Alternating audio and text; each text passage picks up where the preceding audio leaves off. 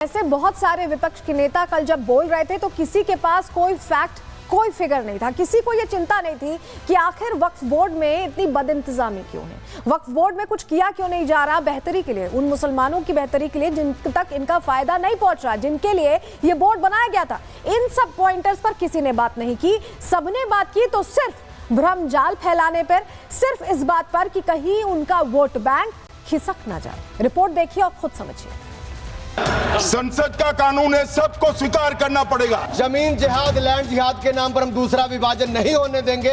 कि ये वक्फ बिल, ये सोची समझी, ये मुस्लिम में भी बंटवारा चाहते हैं। मैं गांधी की तरह इस कानून को फाड़ता हूँ। ये अनकॉन्स्टिट्यूशनल है सर। जो सदस्य इसके पक्ष में हाँ गए, जो सदस्य विरोध में ना गए, पक्ष में 288, विपक्ष में 232 और विधेयक यथा संशोधित पारित हुआ।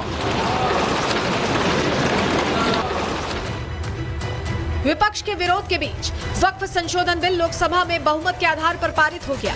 विपक्ष को बिल पर चर्चा करने के लिए पूरा समय भी दिया गया। सत्ता पक्ष ने जहां बिल को मुस्लिम समाज के लिए नई उम्मीद करार दिया, वहीं इस बिल के संशोधन के बाद होने वाले फायदे भी गिनाए। लेकिन विपक्षी दल कुछ मुद्दों पर अटका रहा। कांग्रेस जहां इस बिल को संविधान के खिलाफ बताती रही, वहीं AIMIM इस संशोधन को मुसलमानों को परेशान करने का जरिया साबित करने में जुटी रही। हैरानी की बात यह रही कि किसी विपक्षी दल के पास फैक्ट नहीं थे। किसी ने ये नहीं पूछा कि वक्फ बोर्ड में फैली बदइंतजामी को कैसे दूर किया जाएगा। किसी ने ये नहीं पूछा कि वक्फ संपत्तियों का किराया कुछ हजार रुपए क्यों वसूला जा रहा था। किसी ने ये नहीं पूछा कि वक्फ संपत्तियों का फायदा गरीब मुस्लिमों को कैसे मिलेगा। सपा जिस MY फैक्टर के दम पर जीतती है, उसने भी मुस्लिमों की बात करने के बजाय कुंभ, बेरोजगारी और अध्यक्ष जैसे मुद्दों में ही फंसी नजर आई। अध्यक्ष महोदय, भाजपा जब भी कोई नया बिल लाती है तो वो अपनी नाकामी छुपाती है। भाजपा वाले मुसलमान भाइयों की वक्फ की जमीन चिन्हित करने की बात कर रहे हैं, जिससे महाकुंभ में जो हिंदू मारे गए हैं या खो गए हैं, उनको चिन्हित करने की बात पर पर्दा पड़ जाए। कुंभ में आस्था सबकी है, कोई ऐसा नहीं जिसकी आस्था ना हो। और कुंभ कोई पहली बार नहीं हो रहा था। ये भारतीय जनता पार्टी के लोगों ने ऐसा प्रचार किया कि 144 वर्षों के बाद पहली बार महाकुंभ होने जा रहा है, और लोग निकल पड़े। सरकार ने कहा कि हमारी तैयारी 100 करोड़ की है, लेकिन तैयारी 100 करोड़ की भी नहीं थी। खुद को मुस्लिमों का नेता बताने वाले असदुद्दीन ओवैसी ने भी बिल से जुड़े बदलावों पर बात करने के बजाय बिल को फाड़कर अपनी संसदीय जिम्मेदारी से पल्ला झाड़ लिया। मैं गांधी की तरह इस कानून को फाड़ता हूँ।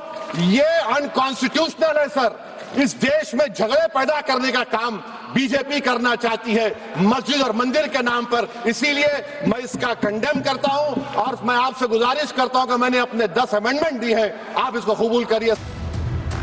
विपक्ष की सबसे बड़ी पार्टी कांग्रेस का स्टैंड ना तो विपक्षी दलों को समझ आया और ना ही मुस्लिम धर्म गुरुओं को।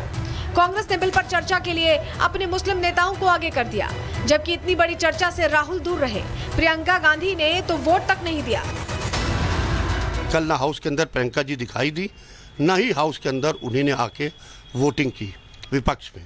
इसलिए कि जहाँ के ऊपर एक एक वोट गिना जा रहा है, जहाँ पर एक एक वोट की कीमत वाला, वो बात अलग है कि बिल गिर गया और विपक्ष ने जो था पूरी तरीके से जो था वो वोटिंग नहीं करा पाया। मगर एक एक वोट की जहाँ के ऊपर अहमियत होती है, वहाँ के ऊपर प्रियंका जी का ना दिखाई देना, ये बड़े अफसोस का विषय है। विपक्ष बार बार ये आरोप लगाता था कि JPC की बैठकों में उन्हें बोलने नहीं दिया जाता, लेकिन वक्फ संशोधन बिल पर विपक्ष की इस चुप्पी पर बीजेपी के मुस्लिम नेता आक्रामक नजर आ रहे हैं। पूरे देश के करोड़ों करोड़ों मुसलमान दबे कुचले पिछड़े भाई बहन हमारे जो हैं, उनका बहुत बड़ा कल्याण होगा। इससे आने वाली आमदनी से उनको फायदा होगा। कांग्रेस हो या अन्य राज दल हो, समाजवादी पार्टी हो, अन्य राज्यों की पॉलिटिकल पार्टियों ने अपने निजी स्वार्थ के चलते बोर्ड में जो असीमित शक्तियां दे दी गई थीं, उसका नाजायज फायदा उठाते हुए कुछ चंद धर्म गुरुओं ने अपने इन संपत्तियों पर कब्जा कर लिया था। जिन मुस्लिम धर्म गुरुओं को विपक्ष से बड़ी उम्मीद थी, अब उनका भरोसा भी ऐसी पार्टियों से उठ गया है। ऐसे में अब मुस्लिम संगठन बिल के खिलाफ कोर्ट का रुख करने की बात कर रहे हैं।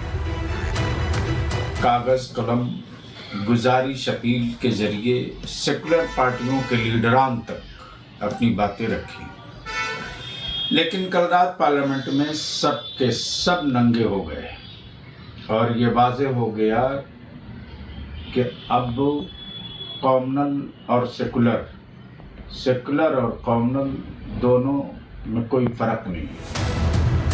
लोकसभा के बाद अब राज्यसभा में बिल पेश कर दिया गया है। बिल पर चर्चा जारी है। अब देखना यह होगा कि राज्यसभा में विपक्ष कुछ बड़े सवाल करती भी है या लोकसभा की तरह ही आज भी विपक्ष गोलमोल सवाल करके मुस्लिमों को बरगलाता है। Bureau report, Republic Bharat. संसद का कानून है, सबको स्वीकार करना पड़ेगा। जमीन जिहाद, लैंड जिहाद के नाम पर हम दूसरा विभाजन नहीं होने देंगे।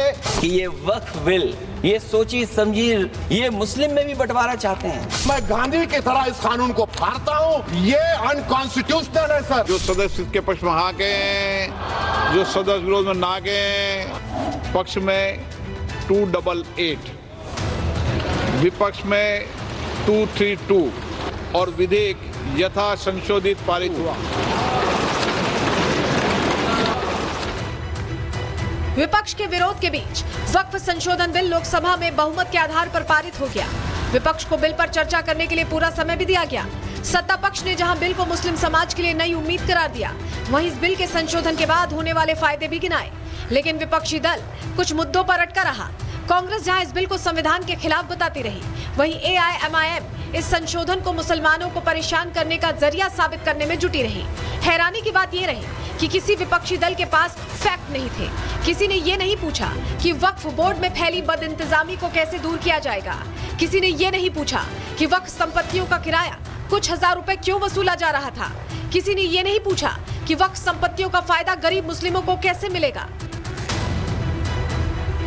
सपा जिस MY फैक्टर के दम पर जीतती है, उसने भी मुस्लिमों की बात करने के बजाय कुंभ, बेरोजगारी और अध्यक्ष जैसे मुद्दों में ही फंसी नजर आई।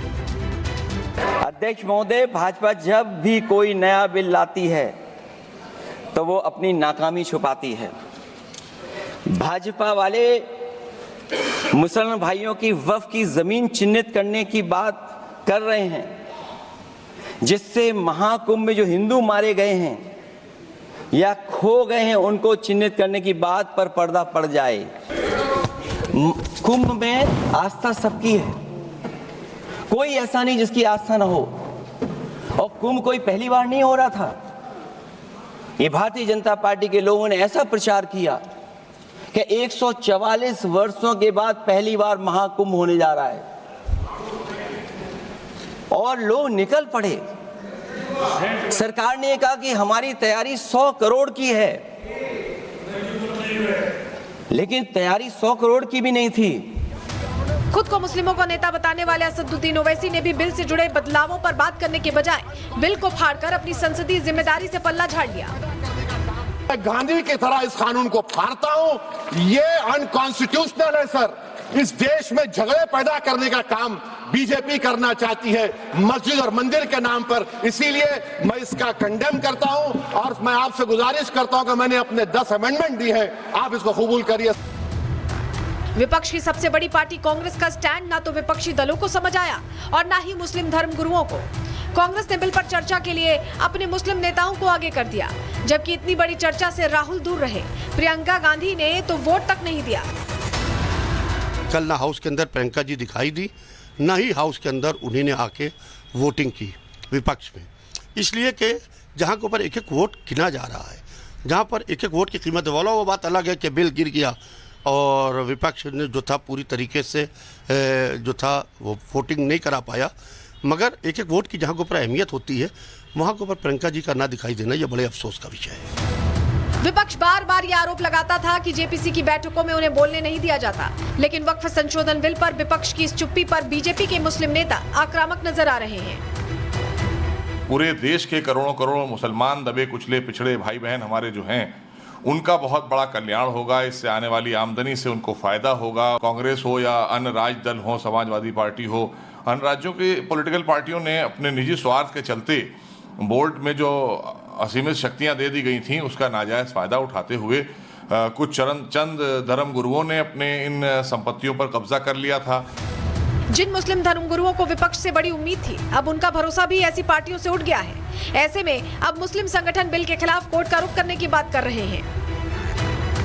कागज कलम गुजारिश अपील के जरिए सेकुलर पार्टियों के लीडरान तक अपनी बातें रखी, लेकिन कल रात पार्लियामेंट में सब के सब नंगे हो गए और ये वाज़ेह हो गया कि अब कॉमनल और सेकुलर और कॉमनल दोनों में कोई फर्क नहीं है।